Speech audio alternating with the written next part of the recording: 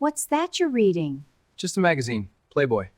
Oh my, let me see. Most people who grew up watching the Beverly Hillbillies remember the jokes, the Clampett's bafflement at modern life, and that banjo opening that announced every single episode.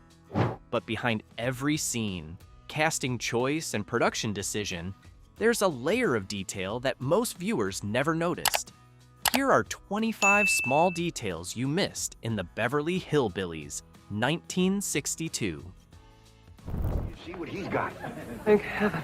Now I can have an intelligent conversation. Look, Granny, I got that big ticket. Detail 25. The show was created by the same man who wrote for Burns and Allen. Paul Henning, the creator and primary writer of the Beverly Hillbillies, had built his television career writing for the George Burns and Gracie Allen show, which ran on CBS from 1950 to 1958. That background in radio-influenced domestic comedy, where the humor came from the collision between an ordinary situation and a character who processed reality in an idiosyncratic way, fed directly into what Henning did with the Clampetts.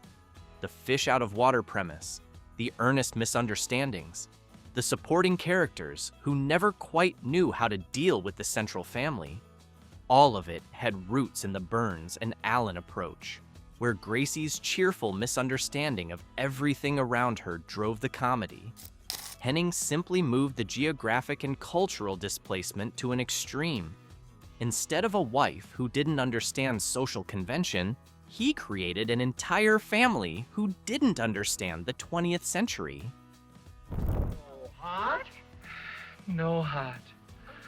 All hollow. Detail 24. Buddy Ebsen was the original Tin Man and almost died for the role.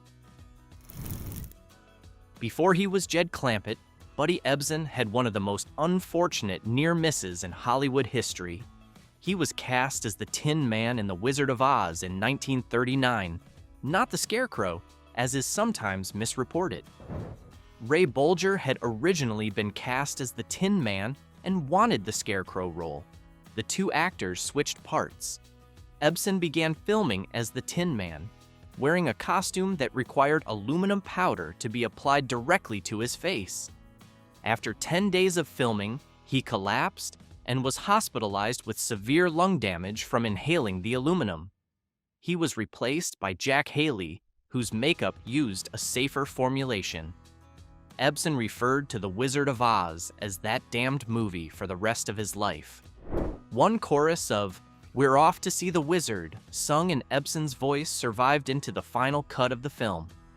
By 1962, when he was cast as Jed Clampett, Ebsen had been in show business for over 2 decades and was reportedly considering retiring. Paul Henning had seen him in Breakfast at Tiffany's and cast him specifically for the quiet authority and warmth he brought to that film's small role. Yeah, maybe just as well. I was worried I hadn't given him a good enough talk first. With Jethro, it takes a little extra. Detail 23. Buddy Ebsen changed Jed Clampett from a fool to a philosopher. In Paul Henning's original conception of the character, Jed Clampett was written as a simpleton, a man with no education and no particular wisdom, who stumbled through situations in the same broadly comedic way as other rural television buffoons of the era. Buddy Ebsen refused to play it that way. He argued successfully that Jed should be genuinely wise, not educated, not sophisticated, not urban, but possessed of a deep common sense and moral clarity that made him the equal of anyone he encountered in Beverly Hills, regardless of their advantages. As a direct result of this renegotiation, most of Jed's ignorant redneck lines were rewritten and given to Max Baer Jr.'s Jethro instead. The show ended up being built around 2 poles: Jethro's guileless incomprehension of the modern world and Jed's patient, shrewd navigation of it. That contrast was the engine of the best episodes. I've done some gazintas for her, but I ain't times nothing. Yes, time something. Okay, 1 times 1 is 1. In her office. Detail 22. Max Baer Jr. didn't come to the audition for himself. Max Baer Jr., who played Jethro Bodine, did not go to the Beverly Hillbillies audition intentionally. He accompanied a roommate who was auditioning and ended up testing himself on the spot. During the process, cast member Irene Ryan took him to lunch and bought him martinis. He returned to the set somewhat disoriented and, while attempting to enter a room, walked into the doorframe. He reportedly said something along the lines of "excuse me" in a slurred drawl, and that moment, that particular combination of physical blundering and cheerful unawareness was so precisely what Jethro was supposed to be that the producers were captivated. He had never performed in a hillbilly accent before the audition and had to develop one specifically for the role before filming began. Last week's allowance, I am ready. And here it comes! Detail 21. Max Baer Jr. is the son of a world heavyweight boxing champion. Max Baer Jr.'s father, Max Baer Sr., was the world heavyweight boxing champion from 1934 to 1935, having defeated Primo Carnera and then lost the title to James Braddock. Max Baer Sr. was also a noted entertainer in his own right, flamboyant, funny, and deeply involved in show business throughout his athletic career. His son grew up around both sports and entertainment, which made the transition to television acting less unusual than it might otherwise seem. Max Baer Jr. appeared in 273 of the show's 274 total episodes, missing only one across the entire 9-season run, and after the show ended moved into film production, where he produced Macon County Line in 1974 for approximately $225,000. It grossed over $30 million, representing one of the most remarkable returns on investment in low-budget American film history. That old mountain goat, I didn't figure on him running wild. Your tonic. You shouldn't have double-dosed him. Detail 20. Irene Ryan had been performing for 50 years before the show. Irene Ryan, who played Granny, got her start in vaudeville as a child, singing, dancing, acting, and performing comedy before the form even had a name that would mean anything to a television audience in 1962. She had spent decades in radio, nightclubs, and touring before the Beverly Hillbillies made her a household name overnight. In a 1963 interview, she said, "6 months ago, no one cared whether I was alive or dead." She had been working steadily for 50 years before the show's premiere and found the experience of sudden mass fame, at an age when most entertainers have long since settled into obscurity, genuinely remarkable. She was nominated for an Emmy for her performance. The inscription on her headstone reads, "Granny." That is, swimming pools, movie stars. The Beverly Hillbillies. Detail 19. The theme song reached #1 on the country charts. The Ballad of Jed Clampett was performed by Lester Flatt and Earl Scruggs, with vocals provided by singer Jerry Scoggins for the television version. It was released as a commercial single on Columbia Records 2 months after the show's premiere in November 1962. The single reached #1 on the Billboard Hot Country Songs chart for 3 non-consecutive weeks in 1962 and 1963. It also charted on the Billboard Hot 100 Pop chart, a rare achievement for a bluegrass song in that era and a measure of how broadly the show had penetrated the national audience. The song became one of the first major mainstream bluegrass crossover hits in American music history, and its success significantly boosted Flatt and Scruggs' profile and touring bookings. Within a month of the show's premiere, the duo were booked solid for an entire year. Pearl, pearl, pearl, don't give your love to Earl. I've got a horse. Detail 18. Earl Scruggs' wife almost turned the theme song down. Louise Scruggs, who managed the careers of Flatt and Scruggs, was initially reluctant to take Paul Henning's offer. In a 2003 NPR interview, she recalled that when Henning called and asked Flatt and Scruggs to perform the theme, she said no. Her concern was the word hillbillies in the title. She worried about what connotation it would carry with country audiences and didn't want to risk offending the people who were the duo's core fan base. She reconsidered and accepted the offer. The song became the highest charting piece of work either Flatt or Scruggs had produced under their joint names, and it brought bluegrass music to an audience that had never encountered it before. You want me to put that call through to the Clampetts now? Yeah, we're about through rehearsing. Okay. Detail 17. Flatt and Scruggs appeared on the show multiple times as themselves. Lester Flatt and Earl Scruggs made their first on-screen appearance on the Beverly Hillbillies in a season 1 episode titled Jethro's a Wingding, which aired in 1963. They played themselves, old friends of the Clampett family, dropping by for a visit, and the chemistry between them and the cast was genuine enough that they were invited back repeatedly. Over the course of the show's run, they made 7 guest appearances, always playing themselves, always as people who belong naturally in the Clampetts' world. Their presence reinforced the show's claim to authentic country sensibility against what the critics dismissed as mere caricature.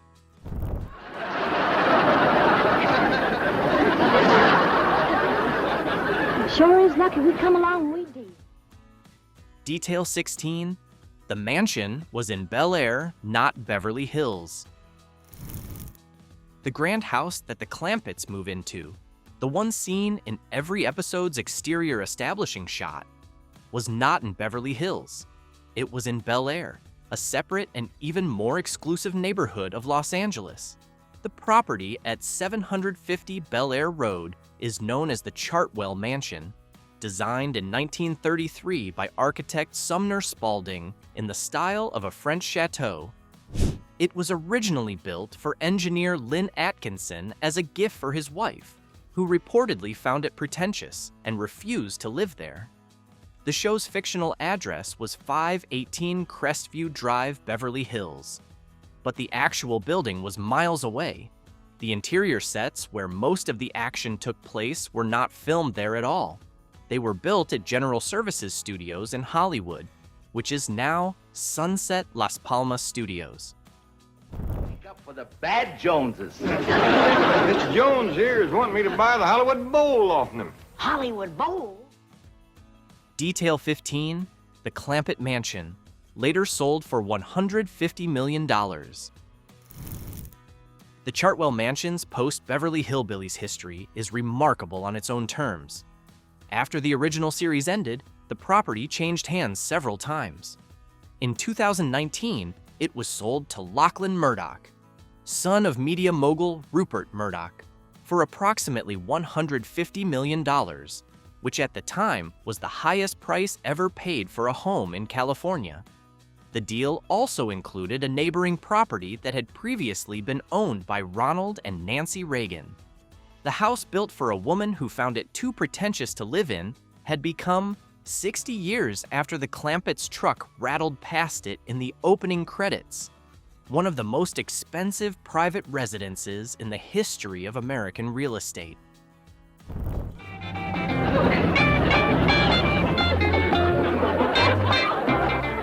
What in tarnation? Detail 14, the Clampetts' truck, was a 1921 Oldsmobile modified by George Barris. The rickety, overloaded truck that carries the Clampett family from the Ozarks to Beverly Hills in the opening credits and appears throughout the series was not a period-accurate prop randomly selected from a junkyard. It was a 1921 Oldsmobile truck that had been specifically modified by George Barris, the same custom car builder who who created the Batmobile for the 1966 Batman television series. Barris customized the truck to look authentically decrepit while remaining functional enough to film. The truck later went on tour and was displayed at various venues, including Planet Hollywood in downtown Disney. None of those goofballs ever get any work done. They spend all their time signing petitions. Detail 13. The show was canceled while still in the Nielsen Top 20. Most television series end because their ratings have deteriorated beyond recovery. The Beverly Hillbillies ended for a different reason. When CBS canceled the show in March 1971 after 9 seasons, it was still placing in the top 30 nationally, having ranked 18th the previous season. What ended it was an industry-wide decision by CBS to abandon rural-themed programming in favor of shows that would attract younger, urban demographics that advertisers increasingly wanted to reach. The network simultaneously canceled the Beverly Hillbillies, Green Acres, and Petticoat Junction, all 3 of which were still drawing substantial audiences. The television industry later called this event the Rural Purge. Actor Frank Cady, who played Sam Drucker on Green Acres, summarized the moment with the remark, "It was the year CBS killed everything with a tree in it." Somebody better help Ellie Mae hang on to her blankets, because that rascal just flew in her window. Detail 12. The show launched 2 spin-off series and a reverse of its own premise. Because of the Beverly Hillbillies' enormous ratings in its first 2 seasons, CBS asked Paul Henning to develop more rural comedy programming. In 1963, Henning created Petticoat Junction, set in a small rural town called Hooterville, a name he had originally planted in an early Beverly Hillbillies episode, years before Petticoat Junction existed.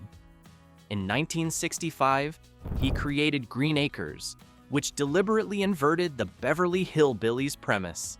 Instead of country people transplanted to the city, it featured a sophisticated New York couple transplanted to a rural farm.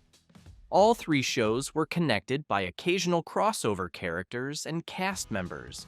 When all 3 were canceled simultaneously in the Rural Purge of 1971, it eliminated a substantial portion of CBS's entire primetime comedy identity in a single stroke. Men just can't manage alone, can you? It takes a woman. Oh, please don't bother. Detail 11.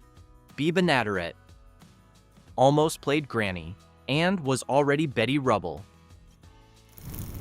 Biba Natteret, who played Cousin Pearl in the Beverly Hillbillies' first season, was originally considered for the role of Granny before Irene Ryan screen-tested and won the part. Banatteret's own career had extraordinary range. She had been a regular voice on Jack Benny's radio program, had appeared on Fibber McGee and Molly, and had starred on The Burns and Allen Show, which was Paul Henning's previous employer. She was also, at the time she appeared on the Beverly Hillbillies, the voice of Betty Rubble on The Flintstones, a role she originated in 1960. The connections between these early 1960s productions were intricate, with the same small community of performers moving between them. Banatteret later starred in Petticoat Junction, another Henning creation, as Kate Bradley, a role she held until her death from lung cancer in 1968. Completely obscures her view of the Clampett estate. Yes. And if that tree should ever lose its leaves and she gets one look at those hills. Detail 10. Raymond Bailey had been a stockbroker and a merchant marine before acting. Raymond Bailey, who played banker Milburn Drysdale, had one of the most varied biographical backgrounds of anyone in the cast. After an initial attempt to break into Hollywood acting failed, Bailey left the entertainment industry entirely and became a stockbroker. He then sailed on freighters, traveling extensively. After the start of World War II, he joined the Merchant Marines. He returned to acting after the war and eventually built a steady career in character roles. His background as an actual financial professional informed his portrayal of Drysdale, the greedy banker's obsessive concern with the Clampett millions read as genuine because Bailey understood the psychology he was playing. He also appeared in the Alfred Hitchcock film Vertigo in 1958. He's too little. According to Mr. Drysdale, them yachts as big as houses. They better be or you ain't getting me on. Detail 9. The show was in black and white for its first 3 seasons.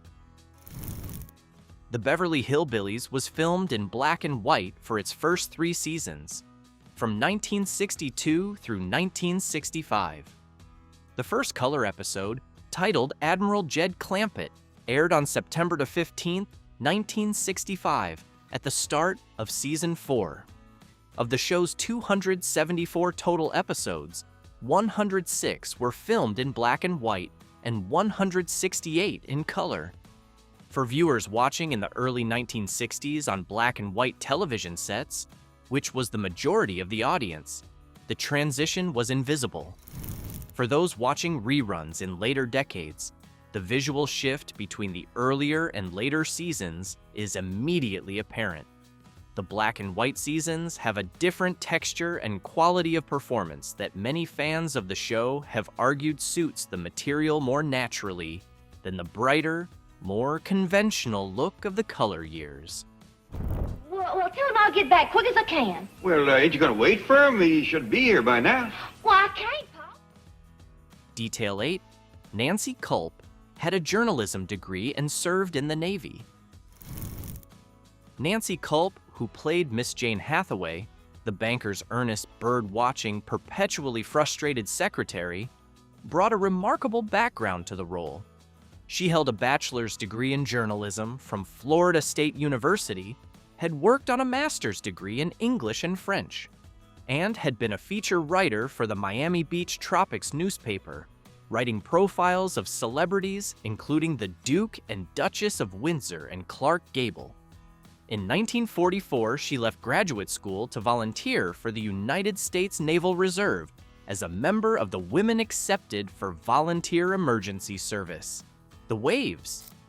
She came to acting through an entirely different path than most performers of her generation, and her academic and journalistic background gave Miss Hathaway a precision and intelligence that prevented the character from being simply a comic foil. I can do for her. Bessie? Detail 7. Buddy Ebsen and Nancy Kulp fell out over a political campaign. Nancy Kulp ran for the United States House of Representatives as a Democrat from Pennsylvania in 1984, challenging Republican incumbent Bud Shuster. Buddy Ebsen, a committed conservative, actively opposed her campaign, appearing in radio commercials endorsing Shuster and urging voters to vote against Kulp. Kulp was deeply hurt by it. She lost the race. The two co-stars, who had worked together on the same show for 9 years, never fully repaired the personal relationship. Ebsen maintained that his political views and his support of Shuster were entirely separate from his personal regard for Kulp. Kulp disagreed. It remains one of the most pointed political disputes between co-stars in American television history. Come on, you can see for yourself. He can jump over this house, I tell you. Detail 6. One episode reached 65% of all American television households. The Beverly Hillbillies holds a remarkable broadcasting record.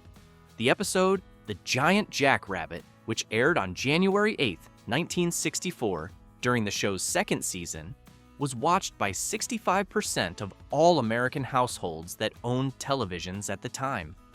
That is not 65% of people who happened to be watching television that evening. It is 65% of everyone who owned a television set at all. The episode ranks as the 36th most watched primetime telecast in the history of American television. It was not a season finale. It was not a special event. It was a regular episode of a weekly sitcom. The Season 2 overall rating of 39.1 remains one of the highest ever recorded for a half-hour American sitcom. What will the spotlight show? 4 unkempt hillbillies digging holes in the ground. Who's going to look at them with 100? Detail 5. Donna Douglas appeared in a classic Twilight Zone episode before the show. Donna Douglas, who played Ellie Mae Clampett, had one of her most memorable pre-Beverly Hillbillies appearances in a 1960 episode of The Twilight Zone titled Eye of the Beholder, one of the series' most celebrated and frequently cited episodes, in which a woman undergoes medical treatment to make her face conform to social standards of beauty. Douglas played the patient whose face is finally revealed at the episode's conclusion. She also appeared alongside Elvis Presley in the 1965 film Frankie and Johnny. The Beverly Hillbillies made her the most photographed woman on network television by some measures. Donna Douglas was the only cast member to appear on every TV guide cover featuring the Beverly Hillbillies during the show's run, appearing on all 9 of them. Corporation executives as you'd see in New York, Joplin, any of them big cities. Let's go. Detail 4. The show's premise was accidentally echoed by Fresh Prince 30 years later. When the Beverly Hillbillies premiered in 1962, it established what television historians have identified as the foundational template of the fish-out-of-water sitcom, a character from one cultural world transplanted into a completely different and unfamiliar one, with the comedy arising from the collision.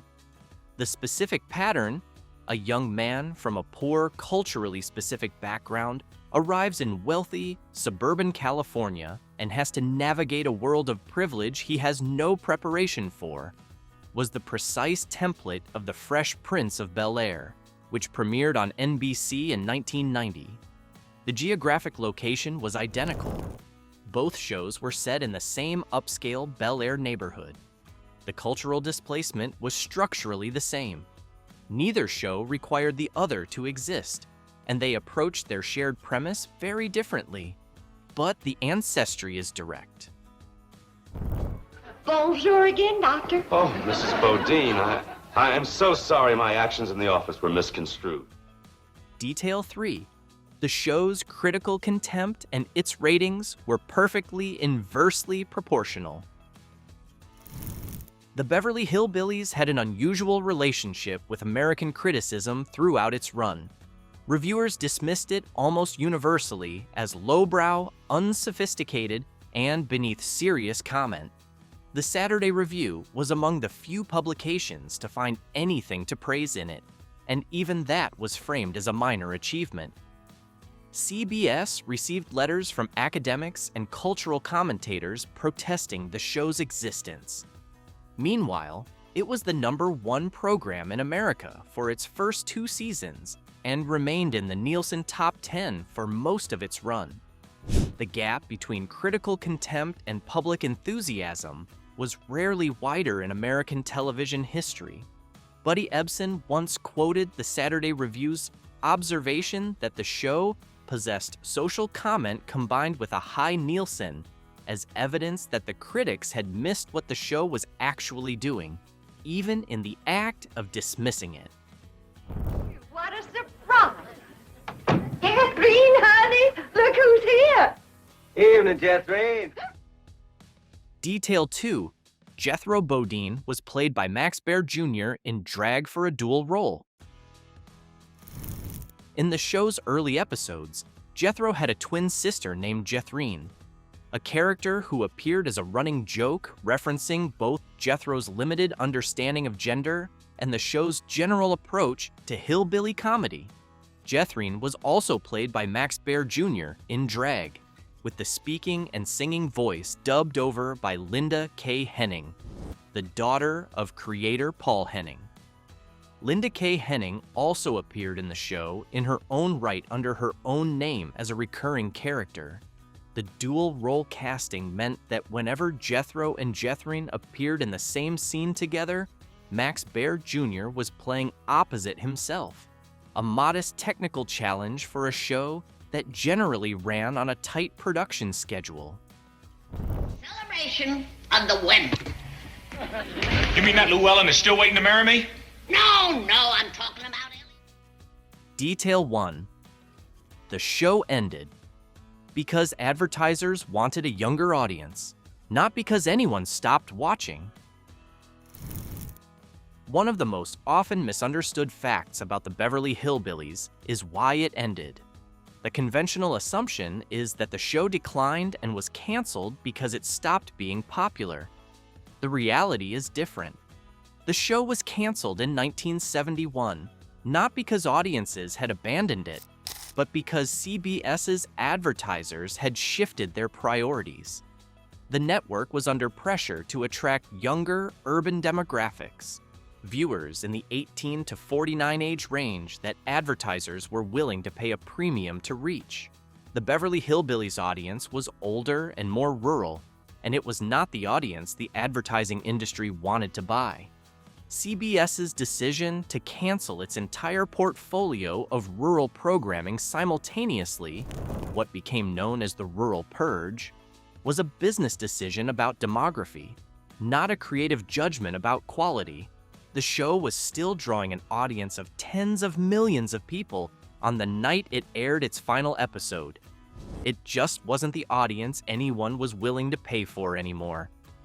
If you made it all the way to number 1, thank you for watching. If you enjoyed this video, please give it a like and subscribe to the channel.